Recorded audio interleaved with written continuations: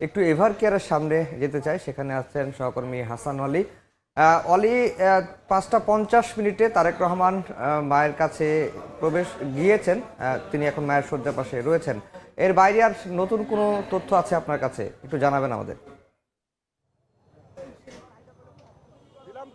ধন্যবাদ আপনাকে। ৫টা ৫৫ মিনিটে বিএনপির ভারপ্রাপ্ত চেয়ারম্যান তারেক রহমান এভারকেয়ার হাসপাতালে ভেতরে প্রবেশ করেছেন। তার যে দীর্ঘদিনের যে ব্যাকুলতা ছিল, আসার জন্য যে আকাঙ্ক্ষা ছিল দেশের মাটিতে, একই সঙ্গে তার মা বিএনপি চেয়ারপারসন সাবেক প্রধানমন্ত্রী বেগম খালেদা জিয়া যেহেতু সংকটাপন্ন অবস্থার মধ্যে রয়েছেন, সিসিউতে রয়েছেন, তিনি তার পাশে রয়েছেন। আমরা যতটুকু জানতে পেরেছি মেডিকেল বোর্ডের সঙ্গে তিনি বৈঠকে বসবেন, যেহেতু মেডিকেল বোর্ডের আরেক সদস্য ডাক্তার জুবাইদা রহমানও ভেতরে প্রবেশ রয়েছেন, ডাক্তার এজেড জাহিদ হোসেন সহ অন্যান্যরা রয়েছেন। সার্বিক যেই চিকিৎসা সংক্রান্ত যেসব তথ্য আছে সেগুলো নিয়ে আসলে পর্যালোচনা করবেন, সেটি কিন্তু আমরা জানতে পেরেছি। অর্থাৎ তিনি ভেতরে প্রবেশ করেছেন, বেগম খালেদা জিয়ার পাশেই তিনি রয়েছেন এই মুহূর্তে আমরা যতটুকু জানতে পেরেছি।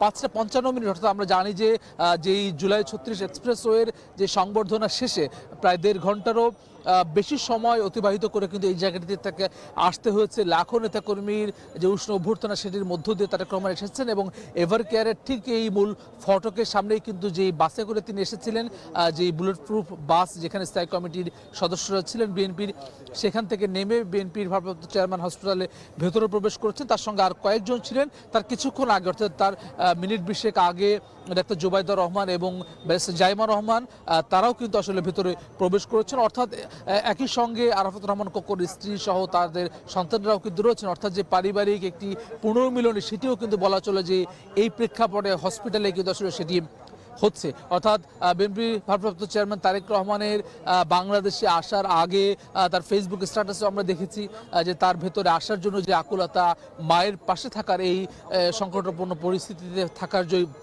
সন্তান মাত্র যে আকুলতা থাকে, সেটির যে বহিঃপ্রকাশ তিনি করেছিলেন। সব ধরনের সমীকরণ কিন্তু পাশ কাটিয়ে তিনি বাংলাদেশের মাটিতে আজকে এসেছেন। এসে আমরা দেখেছি বাংলাদেশের মাটির স্পর্শ তিনি নিয়েছেন, হাত দিয়ে ছুঁয়ে দেখেছেন। এরপরে লাখ লাখ মানুষের যে জনস্রোত, সেই জনস্রোতে তিনি উষ্ণ অভ্যর্থনার মধ্য দিয়ে জায়গাটিতে এসেছেন। একই সঙ্গে তিনি মায়ের পাশে আসলে এই মুহূর্তে রয়েছেন। সেটি আমরা ধারণা করছি যে ঘণ্টাখানেক সময় আসলে তিনি থাকবেন, যেহেতু দীর্ঘ জার্নি করে এসেছেন তিনি। গতকাল রাতে মধ্যরাতে বিমানে উঠেছেন। এরপরে আসলে এত দীর্ঘ সময় বিমানবন্দর থেকে ৩০০ ফিটের যে জুলাই ৩৬ এক্সপ্রেসওয়েতে আসতে ৪ ঘন্টার বেশি সময় লেগেছে। এরপরে সেখান থেকে এই এভারকেয়ার হসপিটালে আসতে ১.৫ ঘন্টার বেশি সময় লেগেছে।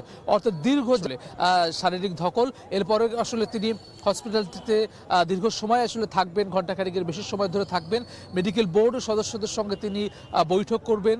বেগম খালেদা জিয়ার বিদেশে নেওয়ার মতো কোনো ধরনের পরিস্থিতি আছে কিনা, যদিও এর আগে কাতারের এয়ার অ্যাম্বুলেন্সটি প্রস্তুত হওয়ার পরেও চিকিৎসকদের তরফ থেকে জানানো হচ্ছিল যে এই মুহূর্তে আসলে এই দীর্ঘ যাত্রা করে বেগম খালেদা জিয়ার বিদেশে নেওয়ার মতো পরিস্থিতি নেই, যার ফলে সেটি কিন্তু এই মুহূর্তে স্থগিত রয়েছে।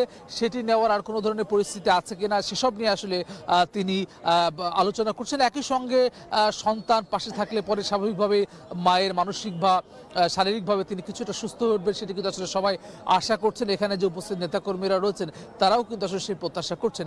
এই জায়গা জুড়ে কিন্তু এখন আসলে নেতাকর্মীরা অপেক্ষা করছেন যে তারেক রহমান ভেতরে হেঁটে যাওয়ার পথেও কিন্তু তিনি ২ দফায় করমর্দন করেছেন নেতাকর্মীদের সঙ্গে, উপস্থিত যেই জনগণ রয়েছেন, সাধারণ মানুষ রয়েছেন তাদের সঙ্গে।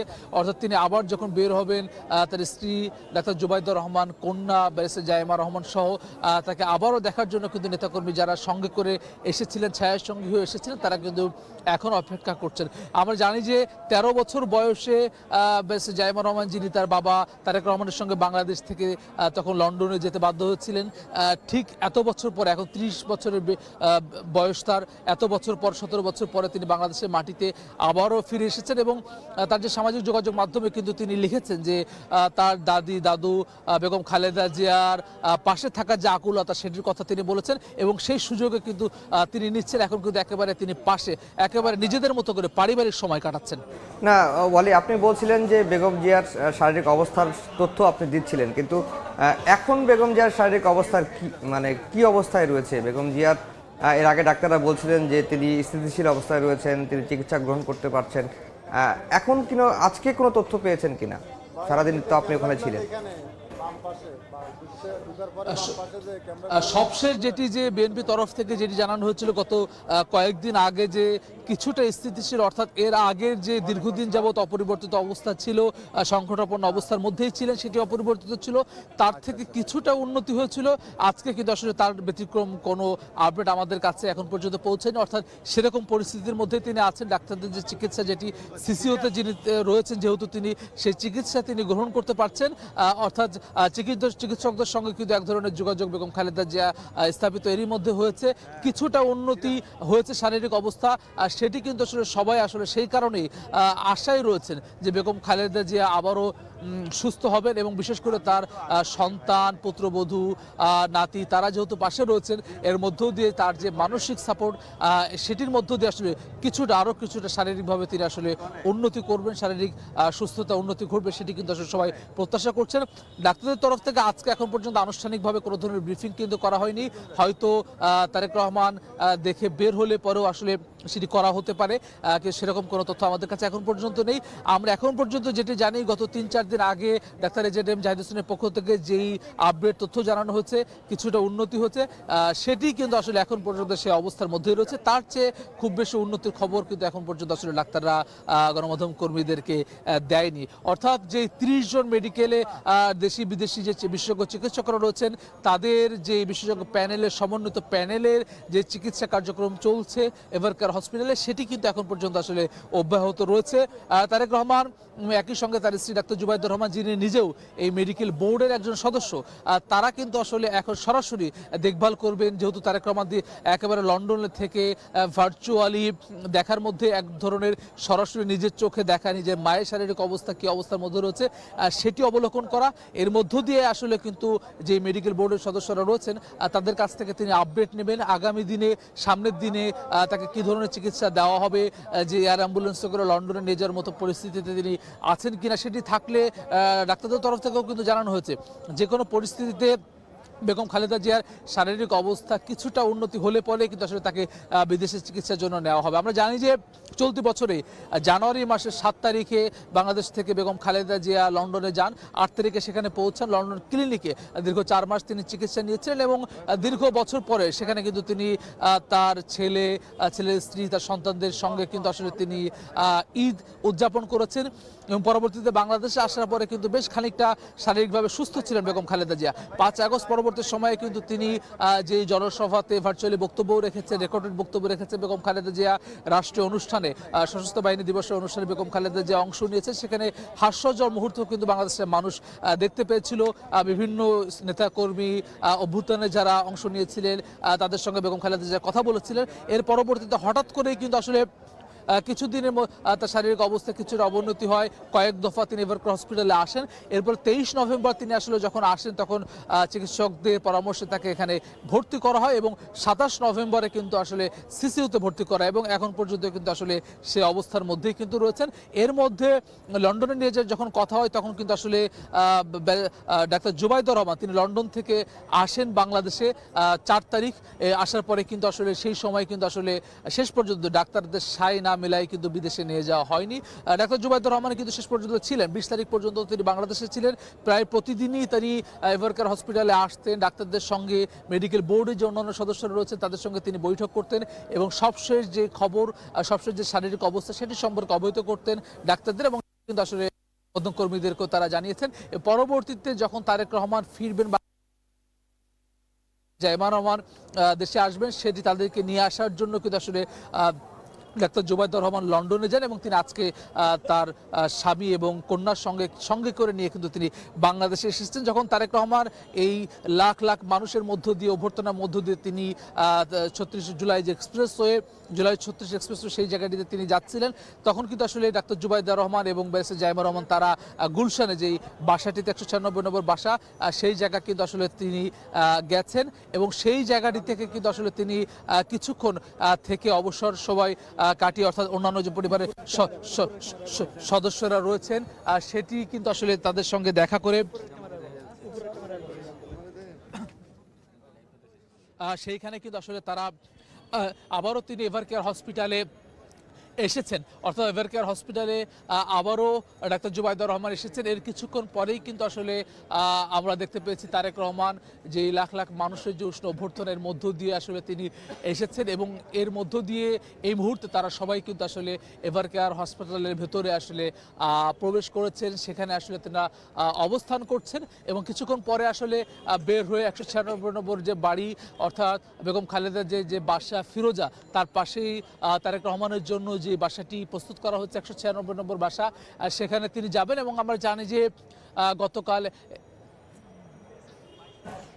নেতাকর্মীদের ভিড় কি এখনো আছে কিনা? আপনার আশেপাশে দেখছি যে বেশ কিছু নেতাকর্মীরা অবস্থান করছেন। এর বাইরে আসার পথে যে ধরনের ভিড় ছিল, তারেক রহমান যখন আসছিলেন তখন যেরকম ভিড় ছিল, এখনো কি সেরকম অবস্থা রয়েছে কিনা? আর তারেক রহমান কি ফেরার পথেই বাসে যাবেন নাকি গাড়িতে করে যাবেন, এরকম কোনো তথ্য আপনার কাছে আছে কিনা?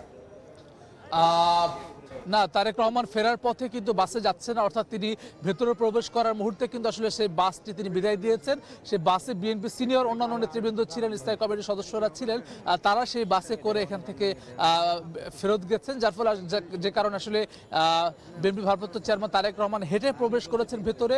ডাক্তার জুবাইদুর রহমান এবং ব্যারিস্টার জাইমা রহমান যে গাড়িটিতে করে গুলশান থেকে এসেছেন, আমরা ধারণা করছি সেই গাড়িতে করে আসলে তারেক রহমান গুলশানে ফিরবেন। এবং আপনি নেতাকর্মীদের কথা যেটি জানতে চাচ্ছিলেন, আমার আশেপাশে কিন্তু আসলে নেতাকর্মীরা এখন পর্যন্ত রয়েছে, কিন্তু বসুন্ধরা আবাসিক এলাকায় ভেতরে প্রবেশ করা এবং 300 ফিটের জুলাই 36 এক্সপ্রেসওয়ের পুরো জায়গা জুড়ে যে ধরনের নেতাকর্মী ছিল, লাখ লাখ নেতাকর্মী ছিল, কিছুটা নেতাকর্মী আসলে কিছুটা কমেছে সেটি বলা যায়, কারণ যে সিনিয়র নেতৃবৃন্দ রয়েছেন তারাও কিন্তু আসলে নেতাকর্মীদেরকে ঘরে ফিরে যেতে উৎসাহ দিয়েছেন, যেহেতু অনেকেই দেশের বিভিন্ন প্রান্ত থেকে এসেছে, যারা কোনো ধরনের আসলে আর এই জায়গাটিতে যেহেতু হসপিটাল, এখানে এভারকেয়ার হাসপাতাল, সাধারণ রোগীরা রয়েছেন, তাদের চিকিৎসা যাতে কোনো ধরনের বিশৃঙ্খল পরিস্থিতি তৈরি না হয়, কোনো ধরনের বিঘ্নতা তৈরি না হয়, সেটি নিশ্চিত করার জন্য আসলে নেতাকর্মীদেরকে একটু পাশে রাখা হচ্ছে। এবং একই সঙ্গে আপনি জানেন যে বেগম খালেদা জিয়াকে যেহেতু ভিভিআইপি হিসাবে ঘোষণা দিয়েকালীন সরকার, যার ফলে এখানে এসএসএফ এর নিরাপত্তা বেষ্টনীও রয়েছে, অন্যান্য আইন শৃঙ্খলা রক্ষাকারী বাহিনীর বেষ্টনীও রয়েছে, যার ফলে হসপিটালের সামনের এই জায়গাটিতে কিন্তু নেতাকর্মীরা আসলে ওইভাবে, অর্থাৎ সমাবেশ স্থল, সংবর্ধনা স্থলে যেভাবে ছিল সেইভাবে থাকতে পারছে না, কিন্তু এর বাইরে কিছুটা দূরে নিশ্চয়ই রয়েছে। তারা নিশ্চয়ই আসলে তারেক রহমান দীর্ঘ 17 বছর 3 মাস পর যিনি বাংলাদেশের মাটিতে পা রেখেছেন, তাকে নিশ্চয়ই তারা গুলশান 196 নম্বর বাসায় তারা নিয়ে যাবেন, একইভাবে সাথে করে ছায়া সঙ্গী, তেমনটি কিন্তু আসলে তাদের সঙ্গে কথা বলে আমরা জানতে পেরেছি। সেটি আসলে কতটুকু সম্ভব হবে, যেহেতু এখানে যেহেতু যানজট বাড়বে, এক্সপ্রেসওয়ের উপরে যদি তারেক রহমান এক্সপ্রেসওয়ে হয়ে যান বনানী, সেটি আসলে কতটুকু সম্ভব হবে আইন শৃঙ্খলা রক্ষাকারী বাহিনীর সদস্যদের যে নিরাপত্তা বেষ্টনী রয়েছে সেটি অতিক্রম করে, সেটি আসলে তিনি যখন বের হবেন সেটি আসলে বলা যাবে। আমরা জানি যে আগামীকাল সাভারে জাতীয় স্মৃতিসৌধ যাওয়ার কথা রয়েছে, যেহেতু বিজয়ের মাস। বিএনপি ভারপ্রাপ্ত চেয়ারম্যান তারেক রহমান যে মহান মুক্তিযুদ্ধের শহীদদের শ্রদ্ধা জানাতে যাওয়ার কথা রয়েছে, একই সঙ্গে জিয়া উদ্যানে শহীদ রাষ্ট্রপতি জিয়াউর রহমান বিএনপির প্রতিষ্ঠাতা, তার বাবা, তার মাজারে তিনি জানাবেন, শ্রদ্ধা জানাবেন, দোয়া করবেন, সেটা আমরা জানতে পেরেছি। একই সঙ্গে আমরা জানি যে শনিবারেও নানা ধরনের আনুষ্ঠানিকতা রয়েছে। যেই জুলাই যারা আহত হয়েছিলেন এখনও চিকিৎসাধীন রয়েছেন, পঙ্গুত্ব বরণ করেছেন অনেকেই, তাদের পাশে তারেক রহমান যাবেন। একই সঙ্গে এই যে নির্বাচনের ডামাডোলের মধ্যে একেবারে এই নির্বাচনের 1.5 মাস সময় বাকি রয়েছে ত্রয়োদশ জাতীয় সংসদ নির্বাচনের, তার আগেই যেই শরীফ ওসমান হাদি যিনি শহীদ হয়েছেন সন্ত্রাসীদের গুলিতে, সেই তার যেই কবরটি রয়েছে জাতীয় কবি নজরুল ইসলামের পাশে ঢাকা বিশ্ববিদ্যালয় এলাকায় শাহবাগ মোড়ে, সেখানেও কিন্তু তিনি জিয়ারতে যাবেন তারেক রহমান, সেটি কিন্তু এখন পর্যন্ত জানানো হচ্ছে। একই সঙ্গে তার যে ভোটার হওয়ার যেই প্রক্রিয়া রয়েছে, আনুষ্ঠানিকতা রয়েছে, সেটিও কিন্তু আসলে তারেক রহমান করবেন। সব মিলে কিন্তু এই 3 দিনের যে ব্যস্ততা, যে সময়সূচি, সেটি বিএনপির তরফ থেকে জানানো হয়েছে। এর পরবর্তীতে নিশ্চয়ই বিএনপি নেতারা জানিয়েছেন আনুষ্ঠানিকভাবে প্রচার প্রচারণা যখন শুরু হবে সারা দেশে, বিএনপি যে নির্বাচনী প্রচারণা, অর্থাৎ বেগম খালেদা জিয়ার যেই শূন্যতা, তার শারীরিক অবস্থার কারণে যে শূন্যতা তৈরি হয়েছে, সেটি পূরণ করতে তারেক রহমান সারা দেশের নেতাকর্মীদের কাছে যাবেন, দুয়ারে যাবেন, সেটি কিন্তু বিএনপি তরফ থেকে জানানো হয়েছে। ধন্যবাদ ওয়ালি। আমরা দেখছিলাম আসলে এভারকেয়ারের সামনে থেকে ওয়ালি জানাচ্ছিলেন আমাদেরকে যে আসলে তারেক রহমান ভিতরে আছেন এখনো, খালেদা জিয়ার স্বাস্থ্যের খবর জানাচ্ছিলেন, এবং তারেক রহমানের পরবর্তী যে কর্মসূচি রয়েছে গত 2 দিন, আগামী 2 দিন, সেই 2 দিনের খবরও জানাচ্ছিলেন।